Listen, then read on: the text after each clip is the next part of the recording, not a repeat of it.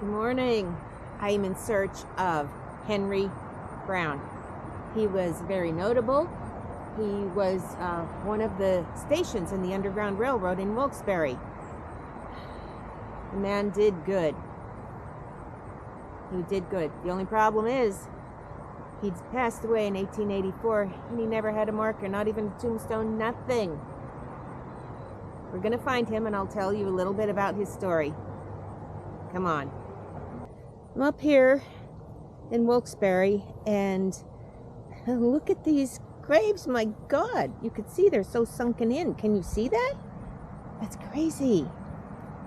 Look at this one. Whoa. I hope you're getting this on camera. I'm glad it's early morning because it's the way the sun is, it's making it easier to see them. Look how that's sunken in. Holy crap. Look at this one. Look at this one. Whoa. And over here. My God. Oh, that's groundhog hole. Never mind. Silly me. But look at these here. How this one is sunk in. The two stones.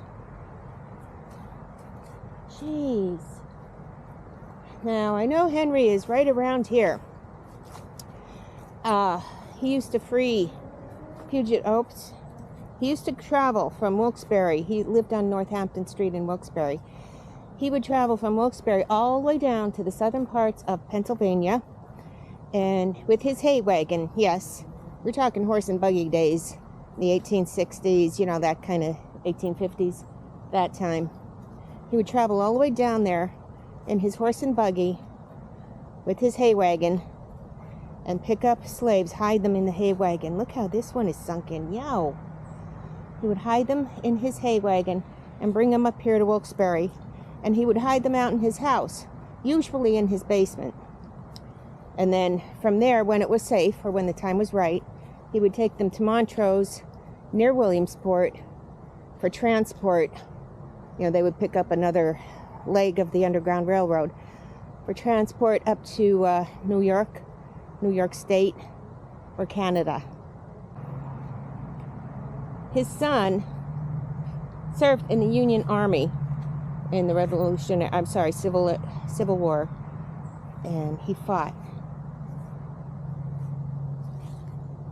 Henry's, here he is.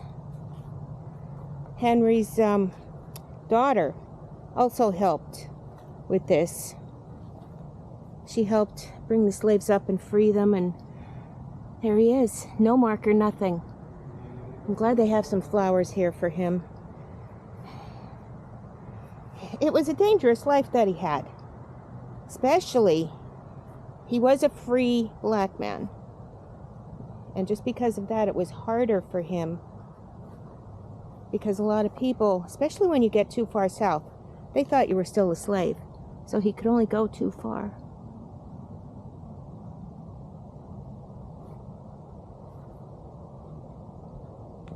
So here we are.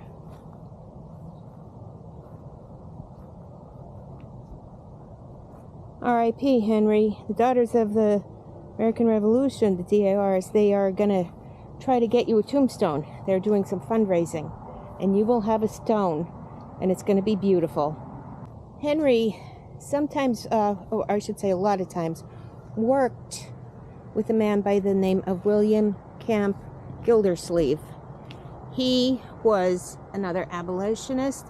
He used to free slaves too. He owned, or should say, took care of one of two of the stations, the Underground Railroad stations that were in Wilkes Barre, Pennsylvania. A little bit more about him in a few minutes.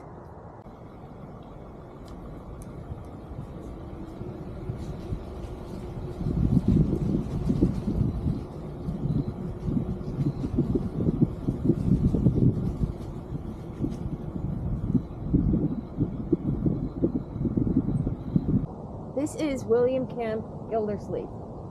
He operated one of two Underground Railroad stations in the Wilkes Barre area. He made national headlines when he testified against federal marshals. Come on, Let's hear the rest of the story.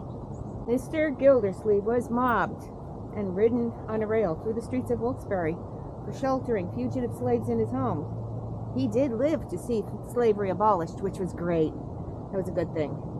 He was born and raised in Liberty County, Georgia, and, ironically, through his mother, was connected with some of the leading slave-holding families in Georgia.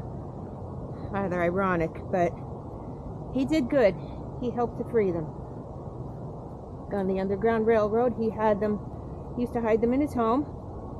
Henry Brown used to bring them up here, and both men, hid the slaves in their home until it was time to get them to Montrose and Canada and upstate New York.